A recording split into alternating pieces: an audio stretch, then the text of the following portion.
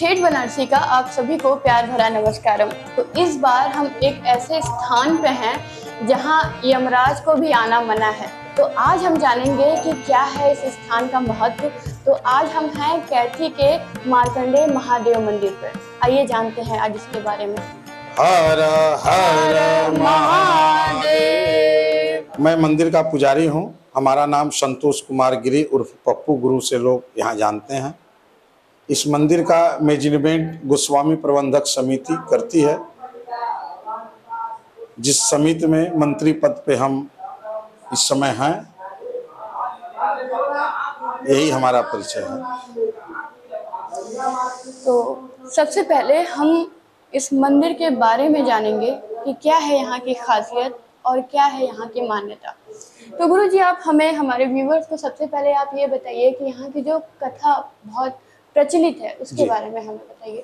यहाँ पे जी, संसार में जिसके पास पुत्र नहीं रहता है वो पुत्र रत्न की प्राप्ति के लिए आते हैं और ग्रह निवारण के लिए। जो ग्रहों से ग्रसित हैं, रोगी व्याधि जरा पीड़ा से ग्रस्त हैं, वो यहाँ आते हैं और उन्हें भगवान मार्कंडेय जी की कृपा प्राप्त होती है। जैसे एक जो है महाभारत का वन पुराण है, एक पुराण है जिसमें लिखा है कि श्री महाभारते वन पुराण युधिष्ठिर प्रति नारदी वचनम मार्कंडेय यश राजेंद्र तीर्थमासा तो दुर्लभम। गंगा गोमती च, यहाँ गंगा और गोमती का पवित्र संगम है। गंगा गोमती च संगमे लोक विश्वते अग्निष्टोम व कुलंच समुद्रते। जैसे कि यहाँ गंगा गोमती के पवित्र संगम पर स्नान करके एक लोटा जल चढ़ाने से अग्निष्टोम यज्ञ का फल मिलता है। इतना बड़ा इस स्थान का महत्व है। मार्कंडेय के पिता मार्कंडेय ऋषि थे, महात्मा, जिनके पिता का नाम था मृकंड ऋषि, जिनके पास कोई पुत्र नहीं था। नैमिषारण, लखनऊ से आगे नैमिषारण तीर्थ है जहाँ पे 88,000 ऋषि तपस्या करते थे। उसमें सबसे बड़े प्रकांड विद्वान मृकंड ऋषि थे। तो ऋषियों ने उन्हें ताड़ना देना शुरू कर दिए कि बिना पुत्रो गति नास्ति। ये देवभाषा है, देवभाषा में कि आप इतने महान महर्षि ज्ञानी हैं लेकिन आपके पास पुत्र नहीं है तो मरने के बाद आपको गति प्राप्त नहीं होगी। तो उन्हें अपार दुख होता है। तो अपने कुटी में जाते हैं और चुपचाप बैठ जाती हैं। उनकी पत्नी कहती है, स्वामी क्या बात है, आप क्यों इतना दुखी हैं? उन्होंने कहा, अब तो मेरे सहपाठी, मेरे मित्र भी मुझे ताना मारना शुरू कर दिए हैं।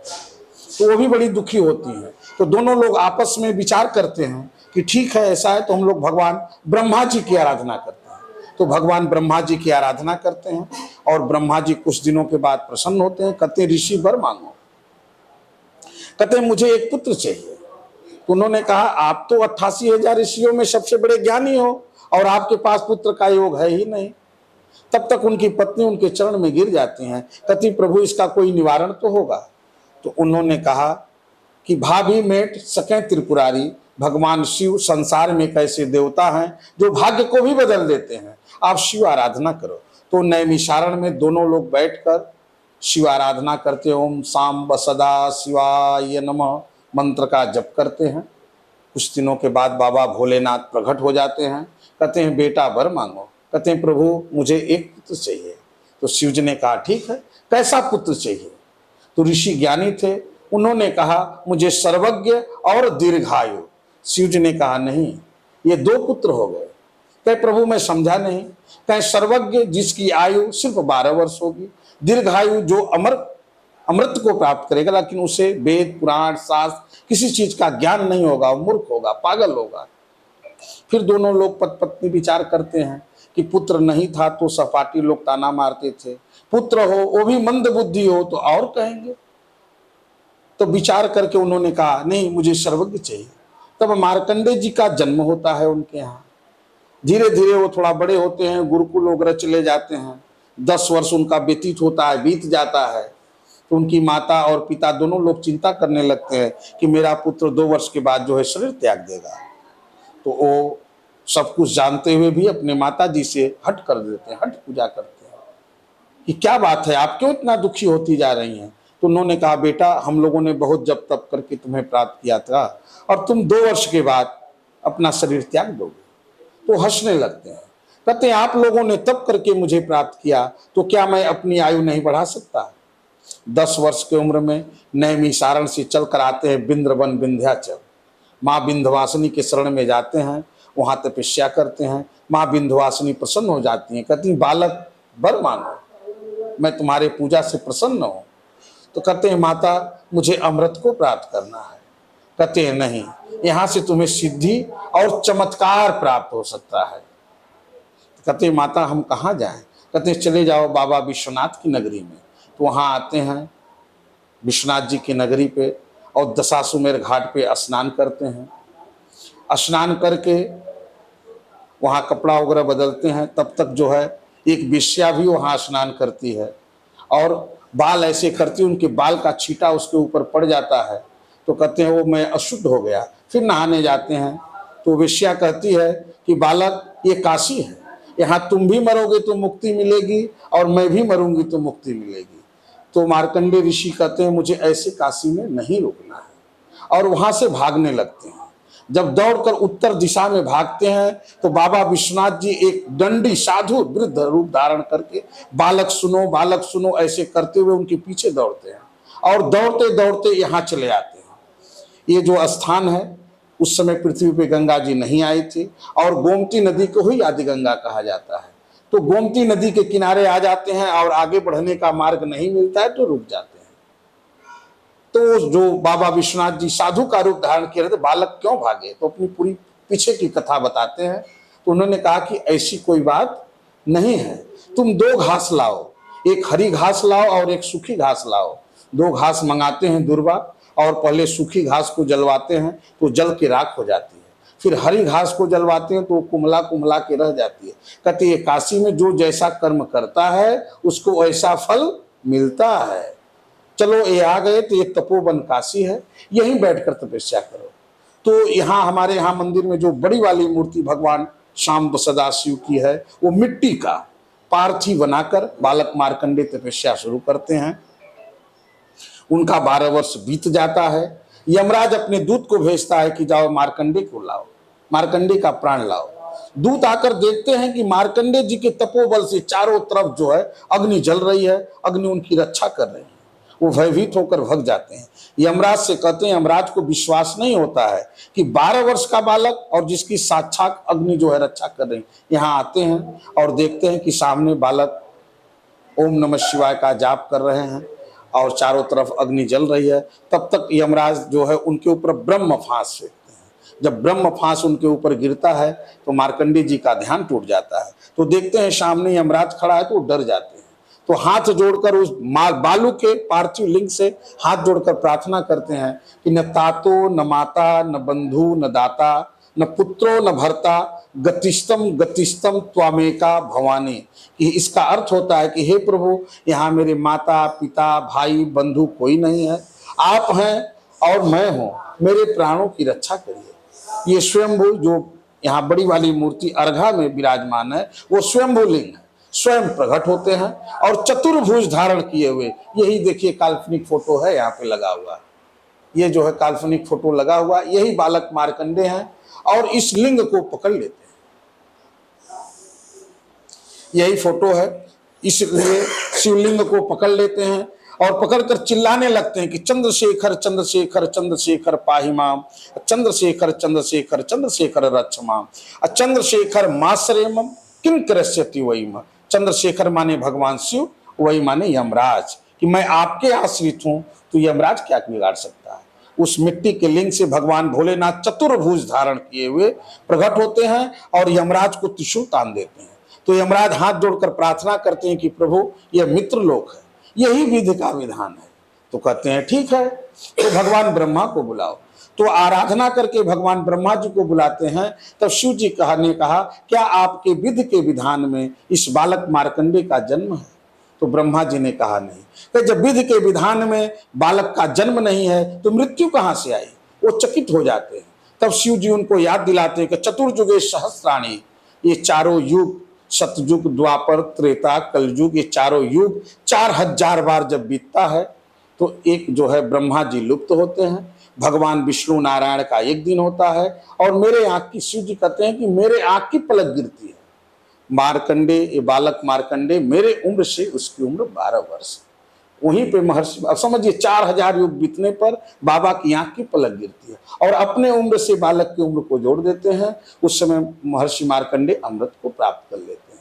तब शिव जी ने कहा, बेटा वर मांगो।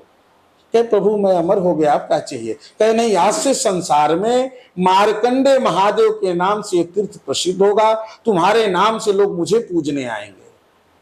तो कहते हैं कि प्रभु, जिस तरह मेरे माता पिता के पास संतान नहीं था, जो भी संतान की कामना लेके आवे, गंगा स्नान करे, यहाँ संकल्प कराए, पूजन करे, उसे संतान की प्राप्ति हो। शिव जी ने कहा, तथास्तु। कि मेरी तरह जो भी अल्प आयु वाले आवे वो दीर्घायु हो। शिव जी ने कहा, तथास्तु।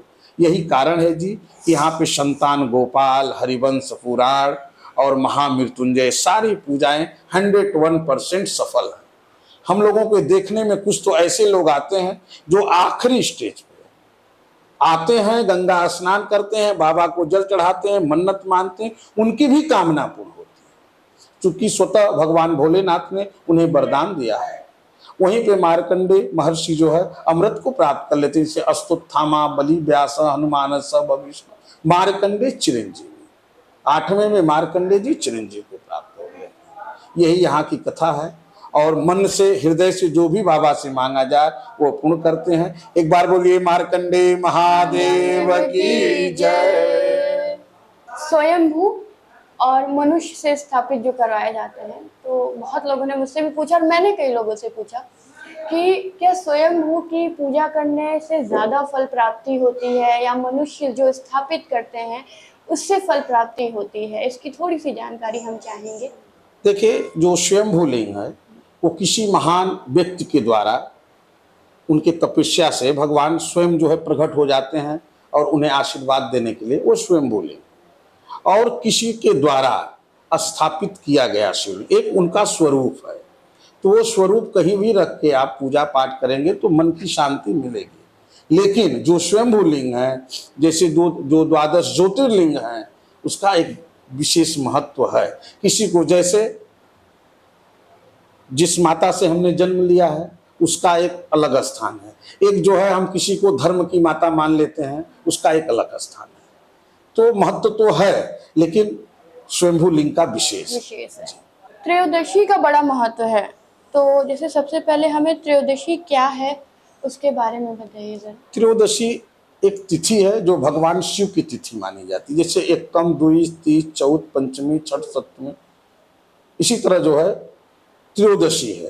त्रयोदशी के दिन मान्यता है कि लोग गंगा स्नान करते हैं और बाबा का जलाभिषेक करते हैं, जो कि महीने में 2 दिन त्रयोदशी पड़ती है। और मेरे यहाँ मार्कंडे धाम में दोनों दिन मेला लगता है, 12 महीना लगता है। थोड़ा सा विशेष महीनों में मेला बढ़ जाता है, जैसे महाशिवरात्रि हो गया, श्रावण हो गया, कार्तिक हो गया, बैसाख हो गया। बाकी महीनों में नियमित लोग जो अपना नियम बनाए हैं कि हमको 15 दिन में एक दिन त्रयोदशी के दिन बाबा का जलाभिषेक करना, वो नियमित आकर करते हैं, जिससे उनकी मनोकामनाएं पूर्ण होती हैं। इसलिए त्रयोदशी का महत्व है। अच्छा, सुने हैं, कहते हैं कि लोगों पे मार्कंडे महादेव जी का बड़ा ही अलग अनुकंपा है महादेव जी की यहाँ पे। जी हाँ, ऐसा है। चूंकि कई जन्मों का जब पुण्य उदय होता है तब तीर्थ में जन्म होता है। कहीं का भी तीर्थ हो, मार्कंडे महादेव का हो या काशी विश्वनाथ जी का हो या माँ विंध्यवासिनी का स्थान, कोई शक्तिपीठ हो, यदि वहाँ पे जिनका जन्म हो रहा है तो समझिए कि अगले जन्म के बड़े पूर्ण आत्मा रहेंगे। लेकिन इस जन्म में बस ये कहें कि नहीं हमारे ऊपर बड़ी कृपा है, ये मानने की बात नहीं है। उस कृपा पात्र का कार्य करेंगे तब। यहाँ तीर्थ में आप जन्म लिए हैं तो जो लोग यहाँ आ रहे हैं, असहाय आ रहे हैं या जैसे भी आ रहे, उनका आप सेवा करिए, भाव करिए, मदद करिए, उनको रुकने रहने की व्यवस्था करिए, तब तो आपका जन्म जो है सफल है। और विशेष करके यहाँ जिनका भी, किसी भी जात के, जिनका भी जन्म हुआ है वो बाबा के सानिध्य में हुआ है कि गंगा स्नान करिए, एक लोटा जल चढ़ाइए।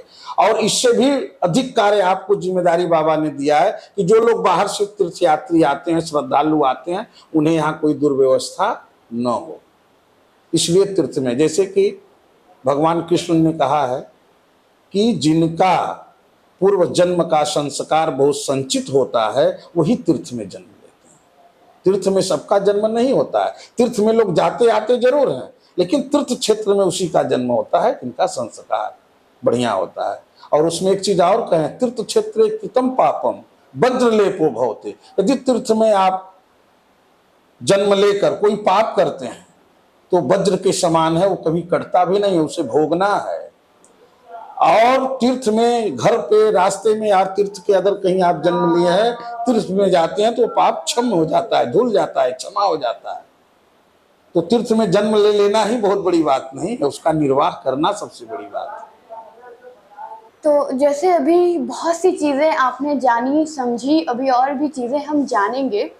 जैसे गुरुजी आपने कहा कि 8 लोग अमर बताए जाते हैं या हैं, तो क्या ऐसा है कि मार्कंडेय जी अभी भी महादेव से मिलने आते हैं, उनकी पूजा अर्चना करते हैं? आते हैं। मैं बजरंगी गिरी मार्कंडेय महादेव मंदिर अध्यक्ष, गोस्वामी प्रबंधक समिति कार्यरत, इस पद पर मैं कार्य कर रहा हूँ। हमारे मार्कंडेय जी महादेव से मिलने आते हैं। सब मंदिर हम लोग साफ करके अक्षत फूल जो भी सब निकाल दिए हम लोग। सुबह जब मंदिर खोला गया 4 बजे भोर में, तो वहाँ अक्षत फूल चावल हम लोगों को चंदन मिला है। ऐसा मिला, सभी लोग 50 लोग उसको देखे भी। तो आज भी यह है कि मार्कंडेय महादेव पहला जल वो चढ़ाते हैं और भगवान का जल चढ़ाते हैं। आरती पूजन करने के बाद तब फिर पुजारी यहाँ का करता है।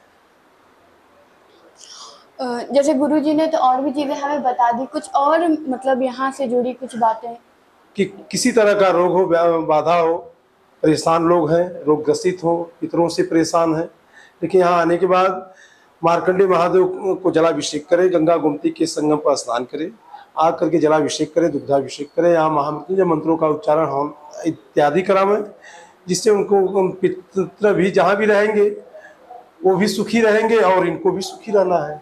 तो हर ग्रहों का उपचार महामृत्युंजय मंत्र यहाँ पर होता है। अच्छा, जैसे कहते हैं गुरुजी कि यहाँ से प्रसाद वापस नहीं ले जा सकते। हाँ, ये है मान्यता यहाँ पर है। यहाँ की ये मान्यता है। यहाँ मान्यता है, जैसे आप विश्वनाथ जी का खा लेंगे, द्वादश ज्योतिर्लिंग का आप खा लेंगे प्रसाद को, लेकिन मार्कंडेय महादेव का प्रसाद चढ़ता है महादेव को, और कहा गया है कि स्वयंभू है, स्वयं जो भूमि से निकली हुई मूर्ति है मार्कंडेय महादेव की प्रार्थना से, इसलिए स्वयंभू का प्रसाद नहीं खाया जाता है। कहा गया कच्चा पारा से निर्माल ब्रह्म अंश जो खाएं, कहे महादेव पार्वती जड़ा मूल से जाए। तो स्वयंभू का प्रसाद सबको नहीं खाना चाहिए। जो सन्यासी हो, गिरी हो, दशनामी हो, वो इस प्रसाद को खा सकता है। ब्राह्मण भी नहीं खाते हैं, न खाना चाहिए उनको। और इस स्वयंभू का जो यह मार्कंडेय महादेव है, अपने हाथों से शिवलिंग से बेलपत्र भी नहीं उठाना चाहिए। अगर आप उठा रहे हैं तो उसके भी दोष भागी होते हैं, क्योंकि शिव निर्माल सबके बस का नहीं है, न कोई उसको पचा सकता है, न उसका कोई दक्षिणा दे सकता है। तो इसलिए पुजारी से प्रसाद मांग करके लेना चाहिए। बेलपत्र लेना है पुजारी से मांगे, विभूति अगर लेना है तो पुजारी से मांग कर लीजिए, अपने से नहीं लिया जाता है, क्योंकि स्वयंभू है, स्वयं शिव निर्माल्य। यहाँ सब जो भी वस्तुएं होती है शिव निर्माल्य होती है, इसे शिव निर्माल्य खाने का अधिकारी कोई नहीं होता है। तो अभी मैंने बताया कि अभी यहाँ बहुत सी जानकारियाँ हैं जो हम सब कुछ तो नहीं जान सकते, लेकिन कुछ चीज़ें जानने को मिली हैं, और आप उसे ध्यान से देखिए और सुनिए कि वाकई में अगर कोई चीज़ है उसकी मान्यता क्यों है, उसका धार्मिक और ऐतिहासिक जो महत्व है क्यों होता है। कई बार क्या होता है कि हम किसी के कहने पे कुछ भी मान लेते हैं, तो ऐसा नहीं है। आप उसकी जानकारी प्राप्त करिए और उसके बारे में अच्छे से विचार करके, अच्छे से जान कर तब वो चीज़ करिए।